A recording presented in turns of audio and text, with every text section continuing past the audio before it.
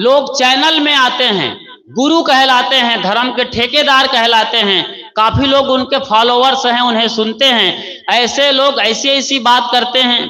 अभी अभी एक आपके तथाकथित गुरु कहलाने वाले बंदे बिग बॉस चले गए थे। बिग बॉस रियलिटी शो जिसकी फुहड़ता अश्लीलता जगजाहिर है, जहां भूल कर भी नहीं जाना चाहिए वो वहां चले गए।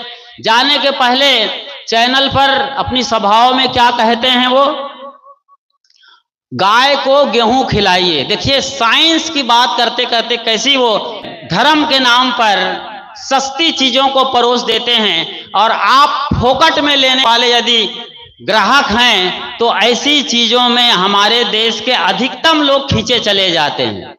फोकट में मंत्र जंतर से, छू मंत्र से और ढोंग ढकोसला कर्म कांड पाखंड करने से कुछ हो जाए, कुछ नियम करना ना पड़े, संयम करना ना पड़े, त्याग तपस्या ना करना पड़े, सच्चाई के रास्ता पर ना चलना पड़े, तो ऐसे सस्ते नुस्खे और ऐसे टोटकाचार्य हमारे देश में हजारों की तादाद में मिलेंगे। गुरुआ तो सस्ते भय कौड़ी अर्थ 50, अपने तन की सुधि नहीं शिष्य करण की आस। ये कबीर साहब की वाणी है।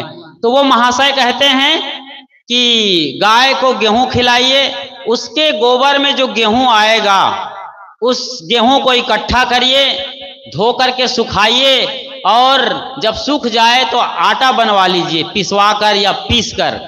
उसकी रोटी को, उस गेहूं की रोटी को जो गोबर से निकला हुआ है, किसी बांझ औरत को खिलाइए जो मां नहीं बन पा रही है, कई सालों से तरस रही है मां बनने के लिए। उसकी रोटी खाते ही उनका कोख खुल जाएगा। बताइए, गोबर के गेहूं से कोख खुलने की बात करते हैं चैनल पर आकर, और कैसी मीडिया है हमारी बिकी हुई। लोग प्रमाण भी नहीं मांगते हैं कि आप प्रमाण दीजिए किसी महिला को आपने खिलाया हो, या आपके ही बच्चे इस तरीके से पैदा हुए हैं तो मेडिकल रिपोर्ट लाइए। हम पूरी दुनिया को बताने वाले हैं ये साइंस। वो कहते हैं अरे बताए होते तो मैं वेद में ये बात लिखी हुई है वो लेके आता।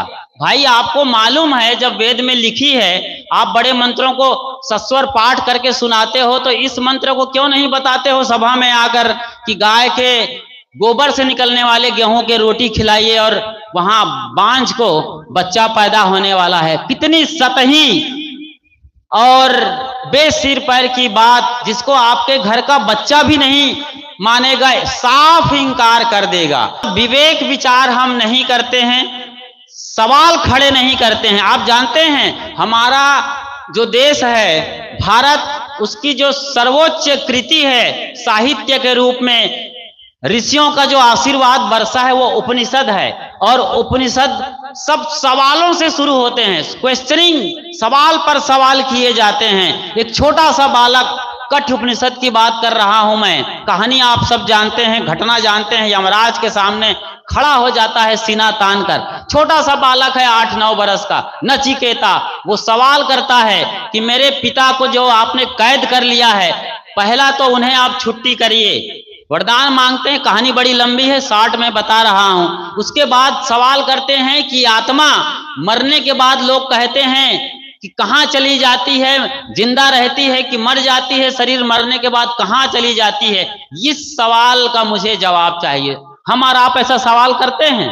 सवाल करेंगे भी तो कुतूहलवश सवाल करते हैं, कोई जानने की जिज्ञासा गहरी नहीं है। सचमुच में हम जानना नहीं चाहते हैं, क्योंकि इसके पीछे जब सवाल ये करेंगे आप कि मरने के बाद आत्मा कहाँ जाती है, तो मेरे जैसे संत सदगुरु आपको यही पूछेंगे कि आपकी आत्मा अभी कहाँ है, इसका आपको अता पता है? अभी आत्मा कहाँ है, आपके शरीर के किस हिस्से में आत्मा बैठी हुई है? और तब फिर वो उपनिषद शुरू होता है। याज्ञवल्क और उनकी पत्नी मैत्रेयी के साथ जो संवाद हुए हैं, एक और महिला हुई हैं चुडाला, उन्होंने अपने पति को ऐसा सबक सिखाया आत्मज्ञान का, शिखर ध्वज को आत्मज्ञान बांटा था। मां मदालसा हुई हैं, उन्होंने अपने बच्चों को लोरी सुनाते सुनाते, दूध पिलाते पिलाते, खेल खेल में आत्मज्ञान बांटा था।